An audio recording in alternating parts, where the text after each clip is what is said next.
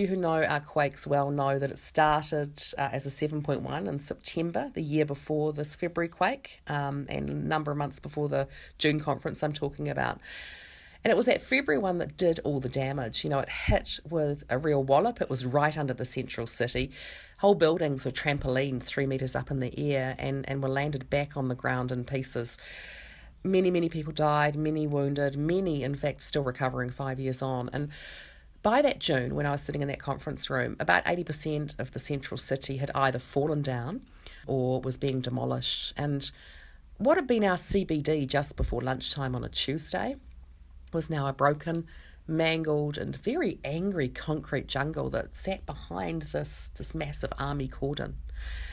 So the quake had turned our tidy, orderly streets into an environment so dangerous and inhospitable to human life that the places that we used to just go to lunch, like the day before, you'd be sitting there having a cup of coffee in these really pretty little cafes, suddenly were incredibly hostile. This environment needed search and rescue teams to actually go into it safely. The people that go into mountain ranges and other harsh environments, but these ones are the urban kind.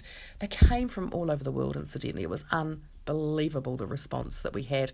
And in fact, we reciprocated by sending our own urban search and rescue guys to Japan when that quake hit about 6 weeks later. So the urban ones, the urban search and rescue people, along with engineers, were the only people that were allowed into the city behind this army cordon. And in fact, they had to go in with engineers because they needed to be able to tunnel safely into these buildings to bring people out or to check, on people or bodies or whatever they were looking for. So really massive event, very, very big impact on all of us, and nothing in our city has been or will be the same since. And certainly it's not just the broken homes, the buildings and structures that have changed.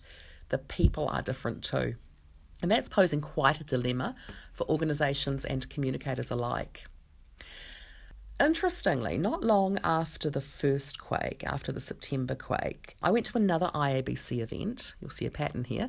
I attended a crisis management workshop, funnily enough, at UCLA. It was a 2-day affair.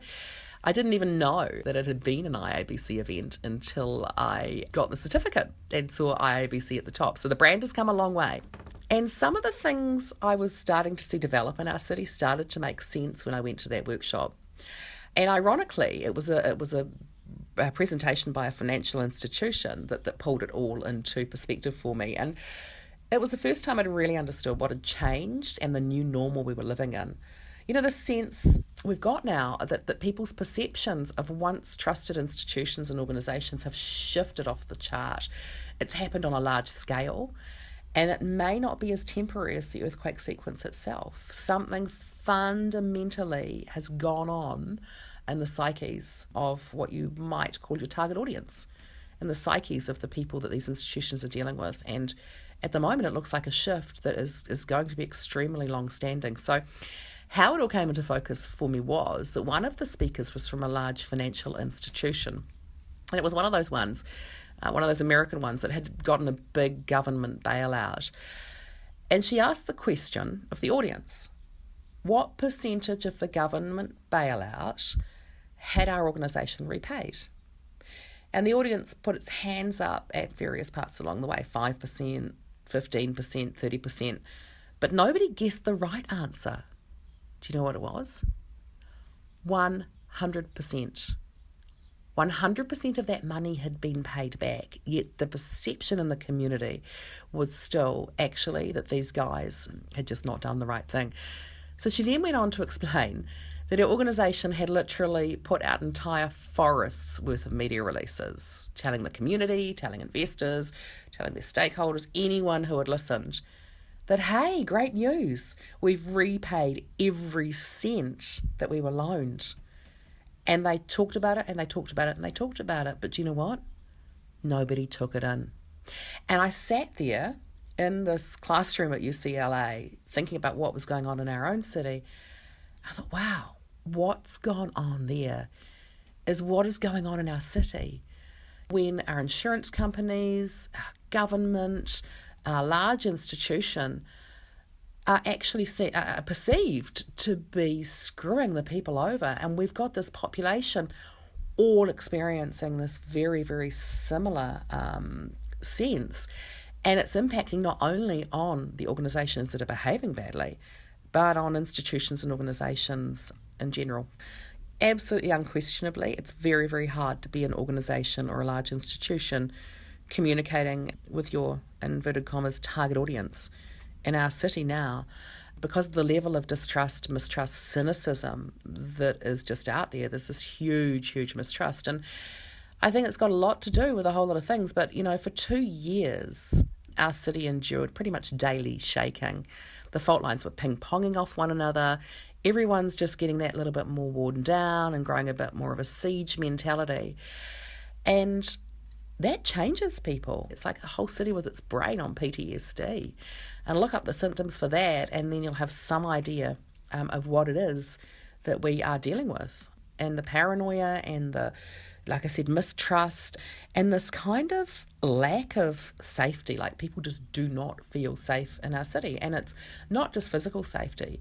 It's that the institutions that people thought would be there for them, the insurance companies, the government, when the unthinkable happened, were perceived not to be there for them. And so that sense of, oh my God, my insurance is my safety, my government is my safety net. In New Zealand, it's a massive concept.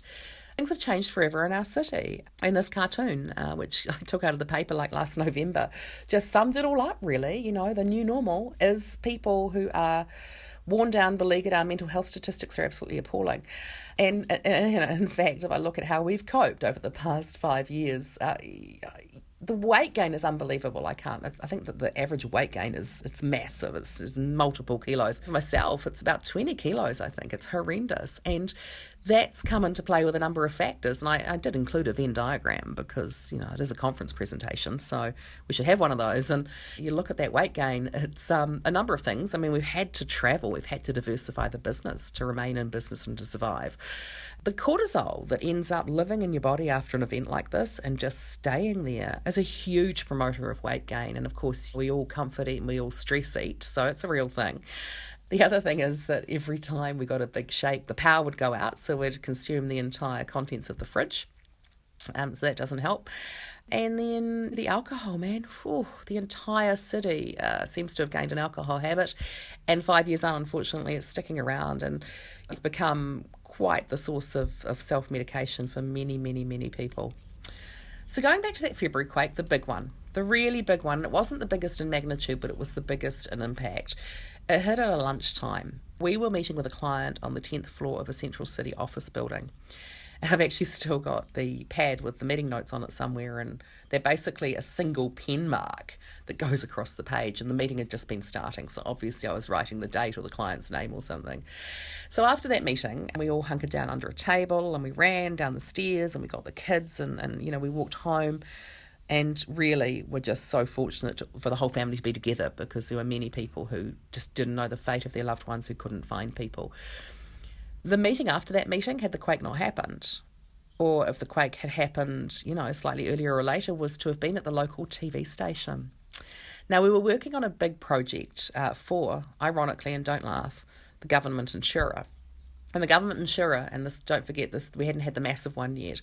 The government insurer was having some troubles engaging with the local population, with the natives, that's us, since the September quake, and was feeling, that people didn't understand them. So, we were talking with the local TV station. We were just about to ink the deal, the contract with them to help us produce a kind of an audience participation show with a panel and things, to really kind of bring some personalisation and humanity into the government insurer. Knowing what I know now, of course, it would have been futile, but it was a nice thought. And look, we needed the project. It was a massive project. So our next stop after this meeting was to have been the local TV station. It was a massive chunk of our work for the next 6 months. We needed it desperately because so many of our clients were still coping with putting their business and personal lives back together again. And look, we didn't find out until that night after we'd taken the kids home, until we'd all hunkered down and we managed to find a battery-operated TV. We didn't find out until that night that the building that we were meant to be in next had actually collapsed. And it was worse than a collapse. It had pancaked, which is where the floors just kind of slam into one another with no space in between them.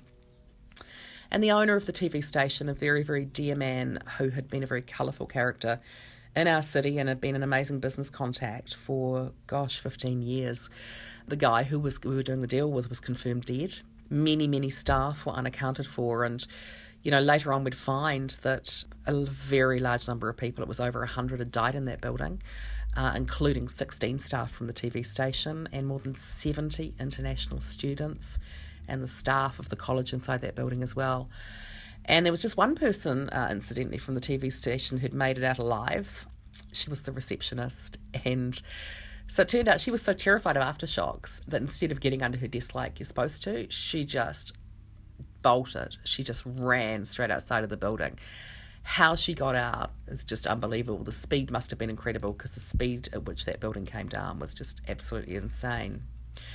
So our local newspaper also had been hit very, very hard. There were people trapped, people injured.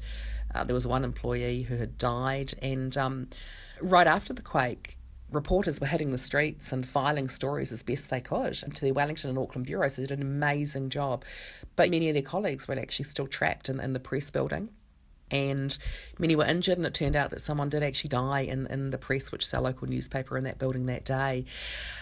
And this woman, Olivia Carville, the young woman in this photo, was a junior press reporter. This is a photo from the press, who actually took to the streets right after the quake with a cameraman and ended up not just capturing the first of the story, but also comforting a family friend. This woman's name is Jane Taylor, and she ended up actually in a coma for many months. She's doing fine now. She had years of recovery, but she's doing good now. And, Olivia had just an absolutely insane day that day, in there in the central city. Ultimately, she left Christchurch, as so many others did, because it becomes very difficult to do your job where you're constantly reminded of something that really is like something out of a horror movie. So somehow, God only knows how, with staff trapped in a crumpled building and the grief and the shock that sunk us all, Olivia's publication, The Press, did manage to get a paper out the next day. Now, their new printing plant was undamaged, and crucially, it had been built out by Christchurch Airport. It still had power. And so they did manage to produce a paper, but of course getting it to people's homes after the earthquake was a huge drama with all the broken roads and things like that. But they did it. They got the paper out, and this is that front page. And it became incredibly important to us. You do not realise the absolute vitalness of those local publications until something like this happens, and just how important it is for a city to retain its local media, but also to have that local voice, because our city was being interpreted in so many different ways across institutions as far out as the BBC and CNN, but we needed a local perspective as well. So, like the press, our small agency had to think on its feet, because we found ourselves locked out of our office after that quake.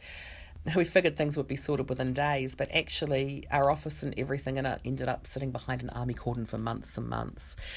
And we found ourselves really looking in new directions to keep the business sustainable, because we had to. And I actually stole this from someone else's presentation, so please don't credit me. But our hierarchy of basic human needs became just slightly expanded. And because we were travelling so much, you can add Wi-Fi and battery to your absolute essentials when you're in a situation like this, because we found ourselves turning into pretty much digital nomads. We didn't have to be in Christchurch.